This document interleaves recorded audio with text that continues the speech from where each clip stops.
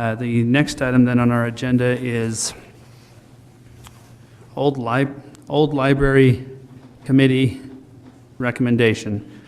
Just to clarify, that is the committee recommendation on the old library building. Okay, I'm Bill Sanders. I hope you guys are ready for a serious but lighthearted history lesson, because that's what we're going to do now. Let me see the first slide. We're part of a committee that was put together. There's 15 of us. We were put together to decide the fate of the old, the newcomers call it the old library. Those of us who go back 100 years called it the old city hall / library, because that's what it is to us.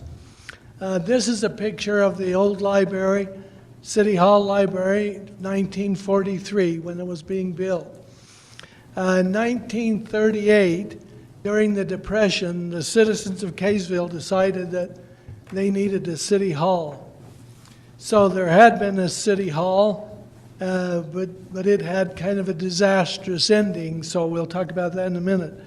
But the city was incorporated on March 15th, 1868, and it took them 21 years to build the first city hall. And then it took them another 37 years to build the second city hall. So you see here, the first city hall was built in 1889. It lasted until 1906. In 1906, there was a severe east wind, and it blew the tower of the building down on top of the building, which destroyed the building for any use. And the taxation for this particular building back in 1889 caused the separation between the cities of Kaysville and Layton. Councilman Adams' great-grandfather, E.P. Ellison, over in Layton, led the charge against Kaysville because they were charging them all these taxes in order to build this city hall, and they didn't feel they were getting any representation from it. Don't leave out my wife's great-grandfather, Christopher Layton, too. Yeah, and they were, all those old guys were together. And then after the 1906 destruction of the building, they had to put up the city offices in the Kaysville Academy. So from 1907 to 1936, they were in the Kaysville Academy. This was a building that was owned by the LDS Church. So they didn't actually own the building, they just rented space there. And then in 1936, they had to move down onto Main Street to the Williams Hall, which is now where Faye's Laundromat is. That's the building on the right here. So the old city hall was, they decided to build a city hall. So in 1940, 41, they started it, but this was the end of the Depression, and getting funds for the building was very difficult. So they went to the federal government to get some grants. They started the building. They got the foundation dug and the floorboarding for the main floor done, and then Pearl Harbor hit. And so they had to stop construction altogether. And then the only way they could save the building was Dr. Keith Barnes, who was the director of the Davis County Health Department, went to the federal government and got a $42,000 grant in order to finish the project. So when the building was finished, the north end of the building was the Davis County Health Department.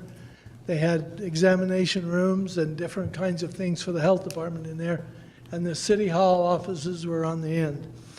Now, as a committee, we were given the charge to look at both the history of the building and look at the Kaysville City Master Plan to find out what the needs of the city are and how they can fit into this building. So with the background of the things going, then the next slide after, yeah, this one. One of the great prides of the city of Kaysville was the Kaysville Public Library. Started in 1921 in a building that sat right where we're sitting here. It was face Center Street right out here beside us. And so the public library, 1921 was really a banner year in Kaysville's development, because the citizens of Kaysville got together, decided they needed a public library, and they also needed to have some other kind of structures that they could call civic center. We would call it a civic center today. So Andy, the next one. Kaysville history is rich in civic centers up until the late 60s. In 1910, they took the old Adobe LDS Meeting House and turned it into the Kaysville Opera House. And this was one of the most significant cultural event centers in Utah from 1910 till the 1950s. And then they recognized that the Opera House they could do plays and programs and concerts and those kind of things, but they had no recreational facility. So in 1921, they decided, besides the library, we need to have some sort of community center which would offer us recreation and different kinds of things. So Mayor John W. Thornley went to the school district and cut a deal with the school district to be able to use the Kaysville Elementary School. And by the way, they used surplus funds from the electric utility in order to make this deal. And you can see this picture here. The school grounds was not developed in any way, shape, or form. It didn't even have grass. So the deal the city made was they would put in the playground, make ball fields and all that kind of stuff, and do other equipment if they could use the Kaysville Elementary School for recreational purposes. And so the deal was struck in 1921, and from 1921 until 1965, that arrangement was in place. The city could use the facilities of the elementary school. And then in 1936, they did the same thing with Davis High School. The mayor, Myron W. Phillips, there were two gentlemen in Kaysville, H.C. Burton, who was a Kaysville resident, who was the superintendent of schools, and Thomas E. Williams, who was a former mayor of Kaysville, who was the clerk of the Davis County School Board. So Mayor Phillips went to these guys and said, okay, could we do the same thing with the high school that we did with the Kaysville grade school? So the arrangement was struck, again using electric fund utility money. They redid the cafeteria of Davis High School, and the kitchen of the cafeteria of Davis High School, and then bought tables and chairs and everything new for the cafeteria in exchange for use of the kitchen and cafeteria and the auditorium. And so that arrangement was in existence till about 1960. And while we were looking at the use of this building, it came up, several people on the committee felt Kaysville does not have a really adequate community center where we could offer programs, that would benefit a whole lot of people in the community. And the things that I just showed you are now gone into the past. We can't have the same kind of deals with the school district that we did then.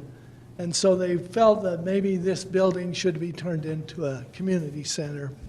And then after a lot of discussion on that particular topic, it was decided that maybe this would not be appropriate. It's maybe not the right size.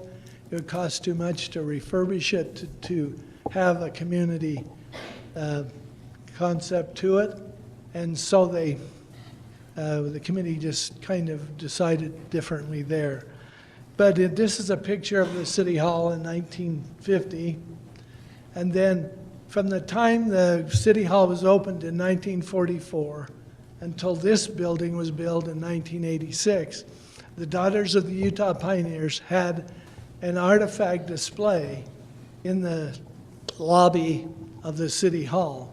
And why that display did not move to this building, I don't know what the reasoning behind that was. But the Daughters of the Pioneers and other people in town are very interested in having a Kaysville museum. And so these are some of the artifacts that belong to the Daughters of the Pioneers. They're currently, housed at the Heritage Museum over in Layton, where I happen to be the curator, director.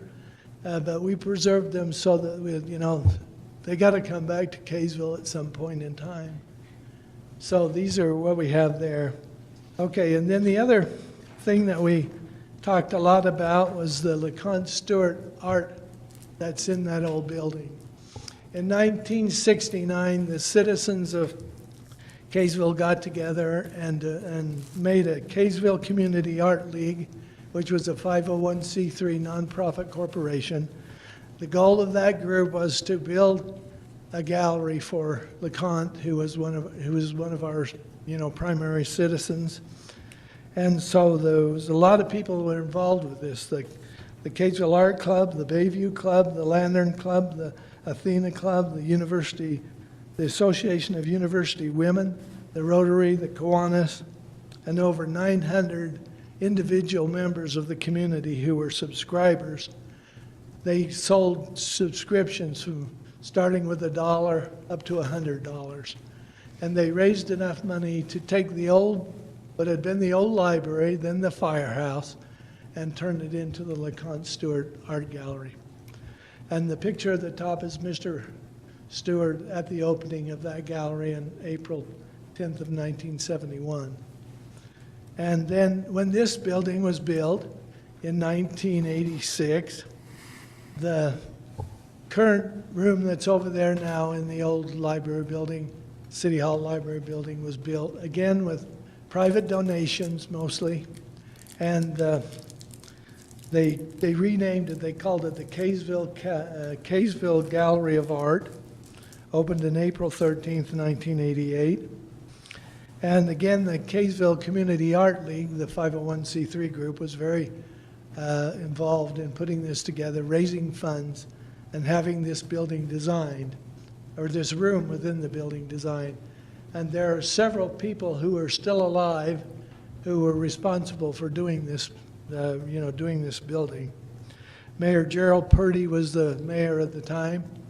And in this gallery, there are 14 pieces in the gallery. 7 are owned by the city outright, and 7 were on loan. And we're looking into the loan part of that, to determine exactly how that works out. And so this then leads us to the recommendations that we had. Oh, first of all, let me just introduce the committee members. These are all volunteers who volunteered to be on the committee. Anne Marie Atkinson, Jennifer Ford, Ramona Porter, Carol Major, Chloe Thompson, Sue Firmage, Diane Swenson, Heidi Hill, Sarah Thacker, Cap Lewis, Louise, say that for me, Louise. Okay, Doreen. And Kay Allen, Brian Walker, and Jackie Jones, and myself. You notice why I had to give the presentation. I'm the only male in this group here. Chloe and I were elected by the committee as co-chairs for it. And we had the city liaisons, Councilman Page and Councilwoman Lee were part of our group, as well as Shane and Dean Story. And here are the recommendations. After a lot of discussions about all these different options, we came up with these recommendations. That Kaysville City should use the old library to fulfill spatial and staffing needs as office storages and any other needs that assist the city in meeting the city's goals and objectives. Now, the committee had to recognize in this the historic nature of the old building. Those of us who go back quite a ways, we're very nostalgic about this place. But some of our new citizens, when we look at the demographics of the city, we've got an average age of 26 or somewhere in there, 26 to 30. They were not quite as nostalgic about saving the old building. But the majority opinion of the group was that we would save the old building, and the rehabbing and the utilizing the building was not a unanimous sentiment by any sense, but it was a majority opinion. The second recommendation would be to take care of the idea of having a Kaysville museum. We would need to organize a citizens 501c3 nonprofit corporation, and will be formed independent of city oversight to determine the viability of a Kaysville museum. City Council should be prepared to support this group with, at the minimum, staff and elected officials' time, possible land donations, and possibly matching funds in the case where it is necessary and deemed an appropriate use of tax dollars. The reason for the 501c3 is a legal thing. If we have a 501c3 corporation, then we can legally raise funds to build a museum, and we can legally gather artifacts that people could donate to be in a museum, and then they would receive a tax benefit for their donation. And the third one would be to apply for grants. There's lots of grants out there through the city and state and federal government for museums and stuff. And then we would like to see it establish a partnership with the city for the building and maintenance of a Kaysville museum, if that could ever happen. And then the last recommendation is, we feel that the city has an obligation to do something about the Kaysville Art Gallery, because it was financed by the citizens of Kaysville and given to the city as an art museum, as an art gallery. And so the Kaysville Art Gallery, which would house the LeConte Stewart art, will be maintained and housed by the Kaysville City until such time as a suitable alternative location is identified and agreed to by both the Kaysville City and the 501c3 nonprofit committee. While the city should utilize the old library to meet staffing and other needs, this committee requests that the southern 1/3 of the old library space be set aside to continue to house the Kaysville Art Gallery and additional historic or artistic items both currently held or acquired for the future. The city does have in storage, Linda Ross, for several years when she was here, collected different items, that were museum quality artifacts. And they're now stored somewhere. I'm not sure where, but those items maybe could come out and be displayed. And there may be a place in there for the Daughters of the Pioneer Art. Okay, thank you for listening to us. We were happy to serve, and I hope we did a good job. Thank you. Bill?